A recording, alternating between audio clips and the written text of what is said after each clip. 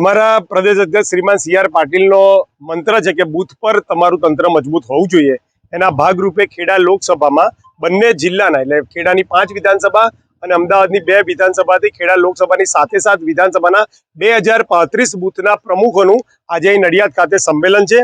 અમારા બૂથ પ્રમુખો તેના booth number અને ઓળખ કાર્ડ સાથે આ બેઠકમાં હાજર છે અને સૌ પોતાના બૂથમાં ભારતીય જનતા પાર્ટીના ઉમેદવારને નરેન્દ્રભાઈના હાથ મજબૂત કરવા માટે જીતાડવા માટે ઉત્સુક છે। આજની બેઠકમાં કાર્યકર્તાઓ પાટીલ સાહેબનું માર્ગદર્શન મેળવવા માટે પણ ખૂબ જ ઉત્સાહમાં છે।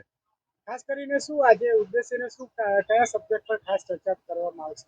બૂથ પર ભારતીય જનતા પાર્ટીના સરકારના લાભાર્થીઓનો સંપર્ક કરવો, મતદારોનો સંપર્ક કરવો અને એ લોકોનું મતદાન વધુમાં વધુ સરકાર તરફી થાય, નરેન્દ્રભાઈ ત્રીજી વખત બહુમતીથી વડાપ્રધાન બને, 400 પારનું સૂત્ર અમારું સફળ થાય અને દેશના આગામી વર્ષમાં આમૂલ પરિવર્તન આવે, એના પાયાના રૂપની આ મીટિંગ છે।